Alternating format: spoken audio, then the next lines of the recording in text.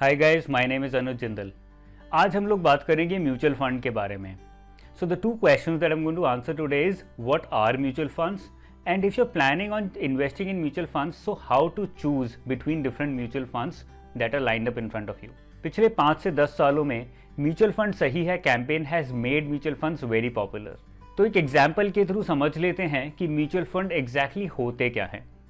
Let's say a hypothetical example, although not possible, but let's say that you want to invest in Google.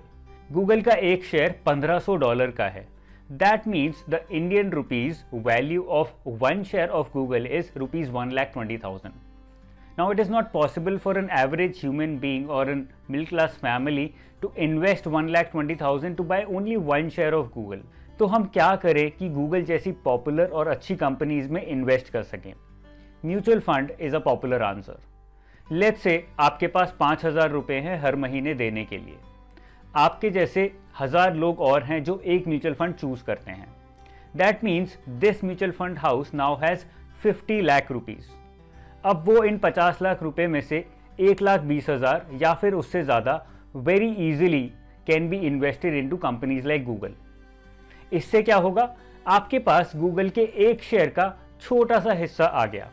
So if the price of Google moves up tomorrow, the value of your shareholding in the mutual fund will also go up. This is called as investing through mutual fund. अब इसके फायदे क्या हैं? There are two major advantages of investing through mutual funds. Number one is diversification. क्योंकि mutual fund house के पास 50 लाख रुपए थे, वो बहुत सारे अलग अलग शेयर्स में इन्वेस्ट कर सकता है। On the other hand, because you have only 5,000 rupees per month, your appetite of investing in various companies is very limited. आप एक शेयर SBI का खरीद लेंगे, एक HDFC का खरीद लेंगे, एक रिलायंस का खरीद लेंगे, that's it. Your 5,000 is gone. But the appetite of your mutual fund house to invest in various assets is very large. इससे क्या होगा? उस म्यूचुअल फंड हाउस को डाइवर्सिफिकेशन मिलेगा और उस डाइवर्सिफिकेशन से उसकी पोर्टफोलियो की वैल्यू बहुत ज़्यादा ऊपर या नीचे नहीं जाएगी। That means the risk of investment has gone down. The second major advantage, which is connected with the first advantage, is averaging of risk. Averaging of risk का क्या मतलब होता है? जब आपने एक स्टॉक में इन्वेस्ट ना करके 100 का अलग अलग स्टॉक्स में इन्वेस्ट कर दिया, तो कोई स्टॉक ऊपर जाएगा, कोई स्टॉक नीचे जाएगा। That means on an average आपके इन्वेस्टमेंट की वैल्यू या तो एट पार रहेगी या थोड़ा बहुत ऊपर या थोड़ा बहुत नीचे जाएगी। This makes your risk averaged out. मतलब आपका जो इन्वेस्टमेंट है वो बहुत ऊपर भी नहीं जाएगा और जीरो की तरफ भी नहीं जाएगा। This is called as averaging of risk. Now having understood the meaning of mutual fund, let's come to what to look for in a mutual fund if you are planning on investing in mutual fund today. If you want to pick up the right mutual fund for yourself, there are 3 major things that you have to look for. Number 1, analyze the portfolio of mutual fund. बहुत सारे mutual funds जल्दी में पैसा कमाने के लिए penny stocks में या फिर छोटी कंपनीज में इन्वेस्ट कर देते हैं बहुत बड़ा रेशो अपनी इन्वेस्टमेंट का। What that does is, if the advantages go up or if that penny stock goes up, the value of that company and the mutual fund asset goes up very fast. But on the other hand, the chances of that penny stock going down are very high.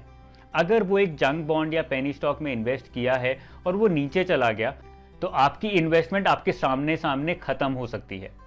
इसलिए ये ध्यान रखें और अपने mutual fund asset manager को बोलें कि आपको अपने पोर्टफोलियो के बारे में बताए। Point number 2, historical analysis of your mutual fund house. अपने म्यूचुअल फंड हाउस की इन्वेस्टमेंट्स का हिस्टोरिकल एनालिसिस करें। Ask your mutual fund asset manager कि आपकी रिटर्न, एनुअल रिटर्न स्टेटमेंट कहाँ है।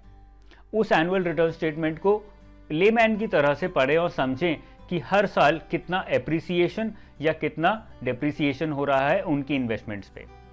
इफ द एप्रिसिएशन और the fall in their value is too large, that means they are investing in risky assets. Third major point and the biggest point is, do not trade with mutual funds if your risk appetite is limited. आजकल mutual funds में invest करना और D invest करना एक game की तरह बनने लगा है। A lot of companies are promoting you to download their apps जहाँ पे आप म्यूचुअल फंड में 1 सेकंड में इन्वेस्ट कर सकते हैं और नेक्स्ट सेकंड में डी इन्वेस्ट कर सकते हैं। Don't do this if your risk appetite is limited. अगर आपके पास बहुत सारा आइडल पैसा पड़ा हुआ है, then you can do this, then you can trade with mutual funds.